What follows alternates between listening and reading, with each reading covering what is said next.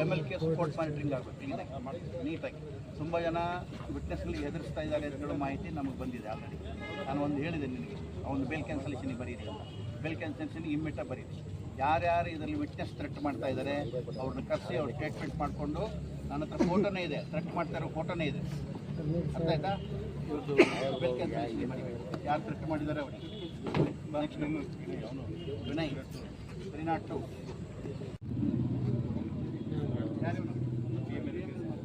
ಆಯ್ತು. ಹೇಳಿ road sheet ಬರೀ ನೀನು ಎಷ್ಟಿದ್ದೀನಿಂದ ಹಾಂ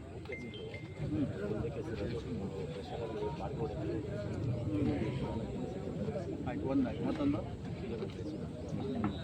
ನಿಮ್ಮ ಒಟ್ಟು ಎಷ್ಟು ಜನ ಇದ್ರಿ ಅದರಲ್ಲಿ?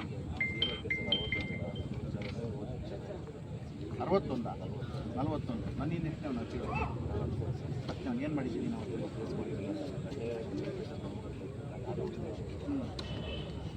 ನಿಮ್ಗೆ 4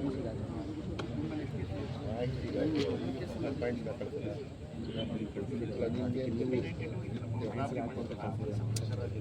ಅಲ್ಲ 12ನೇ ಇಸ್ವಿದು ಯಾವ ಕೇಸ್ ಇದು? 302 ಮರ್ಡರ್ ಕೇಸು ಆಯಿತು. ಅದಾದಮೇಲೆ 2009ರಲ್ಲಿ ಒಂದು ರಾಬರಿ ಮಾಡಿದ್ಯಾ?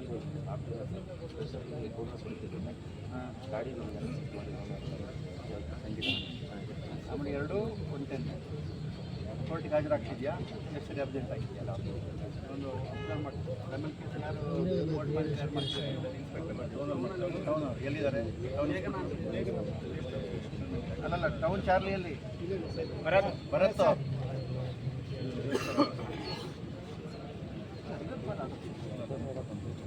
ಎಕ್ಸ್ಪೆರಿಮೆಂಟ್. ಹಾಂ ಇದು ಬೆಮೆಲ್ ಕೇಸ್ ಕೋರ್ಟ್ ಮಾನಿಟರಿಂಗ್ ಆಗಬೇಕು ಕ್ಲೀನಾಗಿ ನೀಟಾಗಿ.